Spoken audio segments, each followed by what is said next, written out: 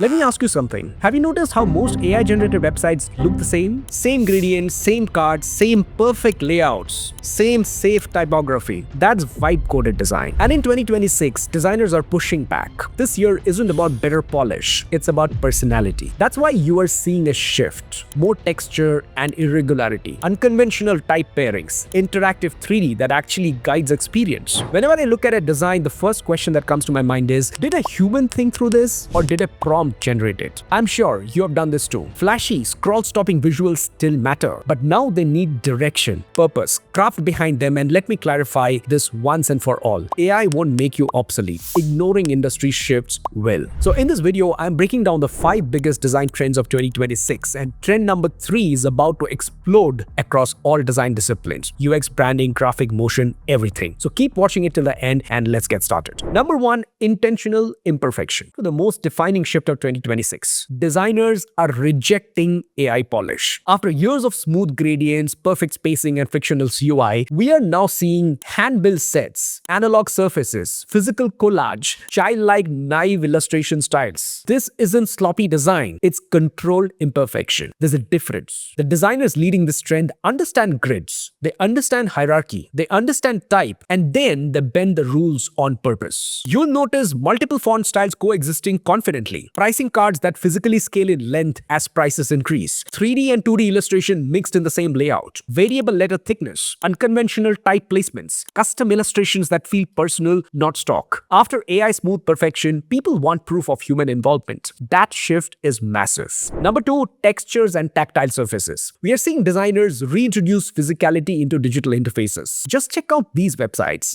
Paper gray, noise overlays, halftones, glued paper effects, print style imperfections. These textures are doing something important. They break the sterile feel of modern UI. When everything is flat and clean, nothing quite stands out. When everything is vector perfect, nothing feels real. But when you introduce subtle grain, layered paper edges, or halftone shadows, suddenly the interface has weight. And here's what's interesting. These surfaces are being layered on top of already bold systems. Massive typography, 3D elements, loud branding, they aren't replacing modern design. They're adding friction to it, and that friction creates character. This trend also connects directly to trend number 1. People want to feel something tactile, even on a screen. Before we move to trend number 3, here's a fun fact. Every single website you've seen so far in this video, design portfolios, studio websites, landing pages, and the ones coming up are all built on Framer. A lot of designers still think building a real website means learning an entirely new stack. New workflows, new constraints, handing things off and losing control. Framer removes that gap. It gives you a free-form canvas that feels natural if you have used Figma, Sketch, or any other serious design tool. You're not just locked into grid templates. You're designing with full control over your layout, typography, motion, breakpoints, and CMS. And if you're already designing in Figma, this gets even simpler. There's a Figma to HTML plugin that literally lets you copy what's in your Figma canvas, paste it into Framer, and intelligently adapts your design into responsive layout tools in real time. Nowadays, a lot of AI website tools can generate quick experiments and UI mockups. They're great for speed, but production-ready marketing sites require control, iteration, performance, and evolution over time. Framer isn't just about generating pages. It's built to run complete end-to-end websites. Design, publish, update, scale, all in one environment. That's why you're seeing such expressive, fully realized sites built on it. And if you want to explore it yourself, the links are in the description. Alright, now let's talk about trend number 3, expressive typography systems. This is the one that's about to dominate everything. Typography is no longer supporting the layout. Typography is the layout. Minimal, neutral, sans serif systems are stepping aside. Instead, we are seeing scripts plus sans serif plus monospace combination, condensed bold type paired with expressive scripts, distorted blob-like type, maximalist serif headlines, custom display fonts built for brand identity, typography that moves, stretches, animates, and whatnot. Designers are building identity directly into the type system. You'll see serif headlines for authority, sans serif CTS for clarity, playful scripts for personality, motion-enabled letterforms guiding interactivity. That sounded like a poem.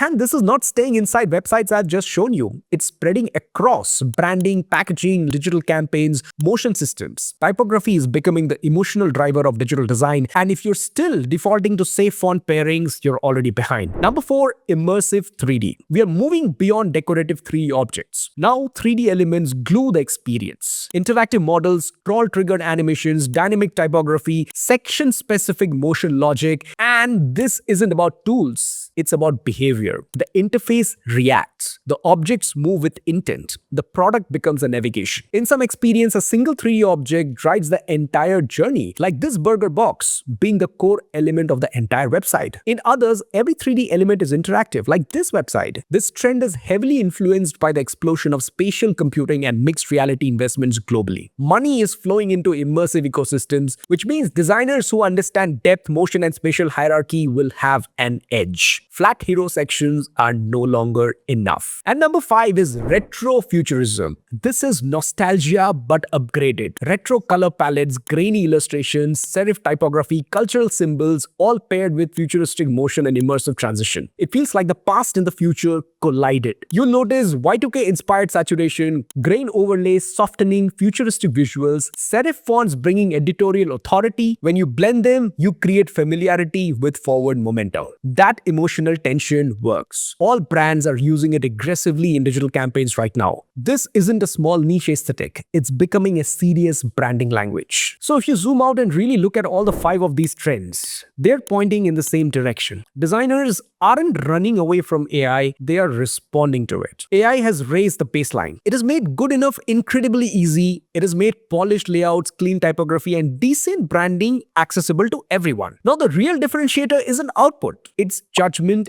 intent, and thoughtfulness, and most importantly, taste. The designers who win this year won't be the ones who can write the best prompts or quickly generate images. They'll be the one who knows when to break the grid, when to choose an unexpected type pairing, when to add depth. Because at this level, tools are equal, taste is not. And in 2026, taste is the real competitive advantage. If you're serious about building a job-ready portfolio in 2026, I've broken that down step by step in this video right here. And if you want to stay ahead of where this industry is heading, subscribe, because the full 2026 UX roadmap is coming very, very soon. Lastly, if you want to actually build websites at the level that you saw in this video, check out Framer. The link is in the description. This is Sapta signing off. See you in the next one.